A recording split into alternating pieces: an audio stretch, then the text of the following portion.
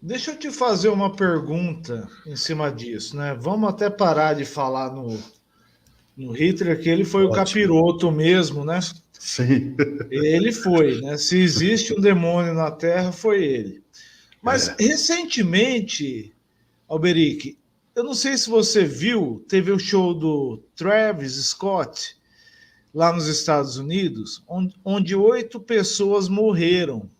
E se você vê o show, você chegou a ver esse caso?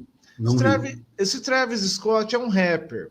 Eu sei. E ele estava fazendo um show lá nos Estados Unidos e muitas pessoas passaram mal ao mesmo tempo e 8 morreram, muitas desmaiaram.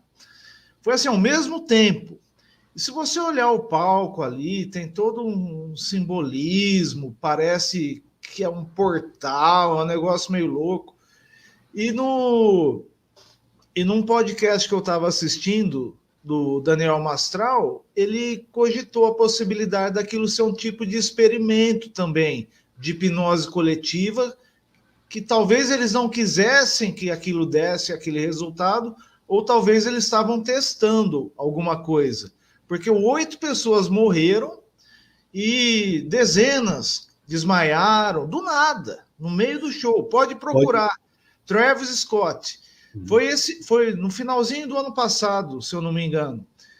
É algum tipo desses rituais aí que o Pode pessoal tá? ser. Pode Pode ser, ser, né? inclusive, a montagem do que foi feito, a montagem ritualística, simbólica e tudo mais do que foi feito, feita justamente para gerar essas mortes como um tipo de oferenda, tá? Um ritual, ó, vamos matar sem pegar em arma, sem pegar em faca, tá? Mas a gente gera essas mortes vão para as entidades que estão cuidando do meu sucesso e a gente toca o barco. Mas pode acontecer de começar a se repetir muito, né? E aí pode ser um tipo de experimento, porque se for experimento, eles vão tentar de novo. E há possibilidades científicas de dar errado de novo, entende? Aí já todo mundo vai ficar antenado. Então é algo assim para você fazer um experimento desse em público que não dá para você fazer experimento uma vez só. Né? Você vai ter que fazer vários até você obter o resultado perfeito que você quer. E todo mundo vai acabar descobrindo ou desconfiando, mesmo que não há prova alguma sobre isso. Então, é isso que. Depois eu vou te passar o link do show para você ver. É muito estranho, cara. Tá ali no. Tipo as boates que pegam fogo, né? É, aí falaram que acho que assim, para a mídia, né, ficou uma história assim.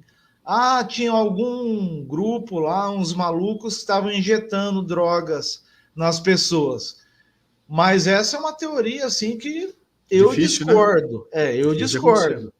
Eu acho que foi algum ritual ali que eles estavam fazendo, algum teste. E por falar nisso, ó, tem uma pergunta aqui da Cristiane também, e também tem outras aqui da Silvana Soares. Eu até a gente fico, eu fico tão obcecado aqui na nossa conversa que eu esqueço de olhar aqui o chat, né? Ela está perguntando se você já participou de algum ritual, Alberic. Você já participou de algum ritual? Bom, para a gente falar disso, a primeira coisa a gente tem que falar, né? O que é um ritual? O ritual é você sentar todo dia na mesma cadeira do almoço, é você andar na mesma calçada para ir para o serviço todo santo dia. O ser humano ele faz ritual o tempo todo, tá? Muitas coisas que o humano faz é extremamente ritualística. Eu sei que o cunho da pergunta dela Do lado é mais místico, profundo, né? né? Sim, sim. Do lado Eu, místico. Assim. eu, como um estudioso, né, da mente humana, um estudioso desses mistérios de como funciona o universo, obviamente, eu já fiz rituais, eu sei escrever rituais, eu já criei rituais, tá? Que são todos científicos, pautados em leis que existem na natureza. Todavia, a ciência ainda não tem aparelhos para medir essas coisas. Entende? Por exemplo, para você destruir o argumento da Terra plana em 1 segundo, eu pergunto para você assim: se você pegar um canudinho e colocar no sabão e assoprar, ele vai sair com que forma? Forma de moeda ou vai sair redondo? Por que ele Redondo, né? sai? Por que ele sai esférico? Porque existem leis. Existe núcleo gravitacional, a necessidade do universo de organizar tudo para que o círculo, a esfera, ele sempre tende a se tornar perfeito.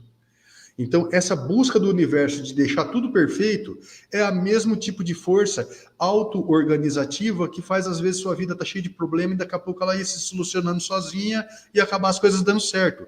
É a mesma mecânica do universo. Então, você vai estudando esses mecanismos, essas leis do universo, entende? A esfera ela é feita de duas coisas, o côncavo e o convexo. Se você pegar eles separado, um faz força atrativa, o outro faz força repulsiva. É o começo do eletromagnético, o giro do movimento circular, faz o giro da eletricidade, faz a força do magnetismo. Então, todas as leis elas são ligadas umas nas outras, em um contínuo. Então, você vai estudando essas leis do universo e você vai entendendo como você pode usar isso ao seu favor. Isso é um ritual. Entende? Nunca participei de rituais de sacrifício de crianças, orgia sexual coletiva, né? Como no filme De Olhos Bem Fechados, que mostra lá a alta elite fazendo orgias, aquilo que a né? gente fantasia, né? Quando começa a pensar nessas elites, né, mundiais, querendo globalistas, né? É aquele filme lá, De Olhos Fechados, né? Com Tom Cruise. Ele realmente, né? Ele vai lá numa orgia, todo mundo de máscara. É isso que a gente. Satanismo, né? Coisa do tinhoso, né? Mas a pergunta dela, eu acho que foi nesse sentido, né? De um ritual místico, assim, que assim, foge do comum, né? Mas eu gostei dessa visão que você nos deu, que às vezes a gente não percebe, né? Mas aquela coisa de acordar todo dia no mesmo horário, descer. Tudo é um ritual. Abrir a janela, respirar um ar, comer, tomar um café, sentir o cheirinho, sair para trabalhar pelo mesmo caminho. É um ritual, né? Eu comento bastante isso no livro de autoajuda que eu fiz, que se chama Acredite, Você é uma Boa Pessoa. Tá? Esse livro realmente ele é feito metodicamente para ajudar pessoas que não estão bem com a vida, não estão bem consigo mesmo. Tem vezes que você olha no espelho, você não aguenta ver sua cara, você fala de novo isso, ou sua vida está muito repetitiva, você está cansado, você não sabe mais o que fazer. Eu fiz uma programação excelente para que as pessoas consigam quebrar esses rituais viciantes delas. Quebrar essas continuidades que levam a elas sentirem a vida como uma chatice sem fim, como uma coisa que não muda nunca, entende? Então é um livro feito de autoajuda para verdadeiramente ensinar a pessoa a se autoajudar. Tem que vender meu peixe, né? Não, então, estou até colocando aqui o seu website, para quem quiser buscar os livros do Alberic, né? Vale muito a pena, pessoal.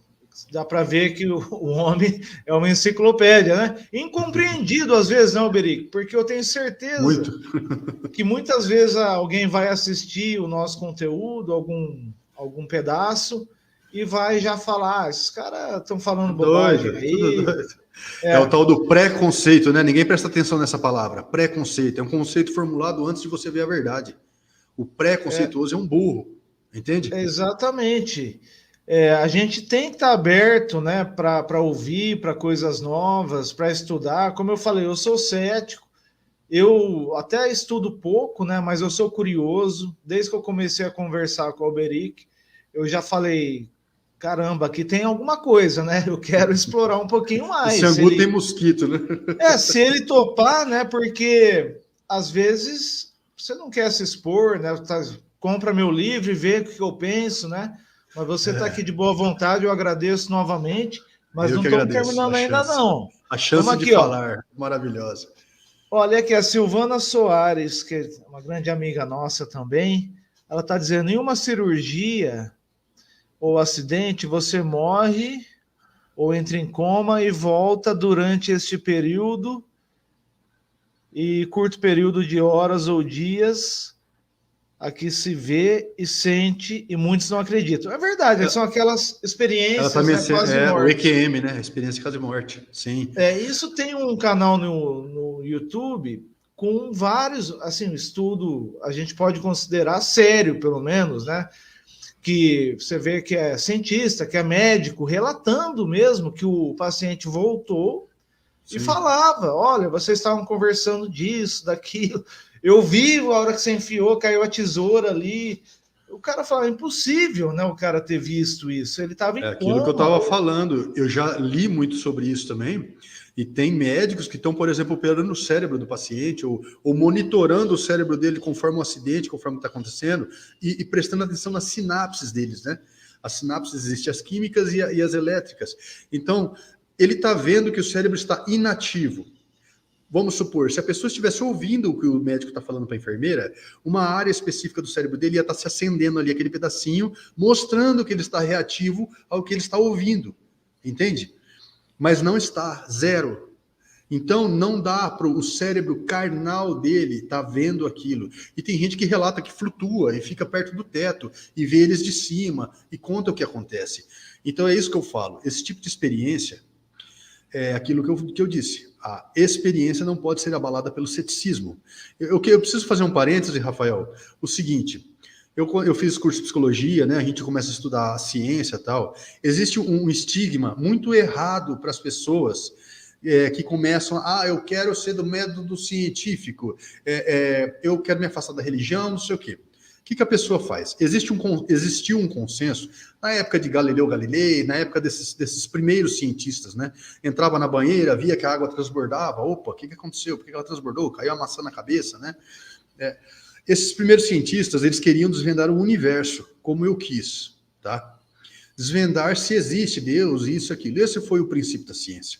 Só que chegou a um ponto que eles começaram a desenvolver métodos científicos de pesar, de medir, de fazer isso, de fazer aquilo, em que eles entenderam a incapacidade completa deles de medir o não palpável. Entende? Como você vai medir o seu amor? Como você sabe que o amor do fulano é maior ou menor do que do ciclano? Como você mede o medo da pessoa? Não tem como medir, é impalpável.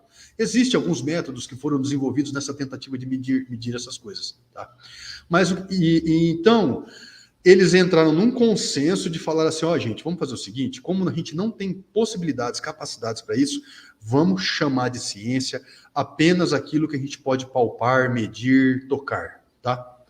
Isso foi um consenso por incapacidade.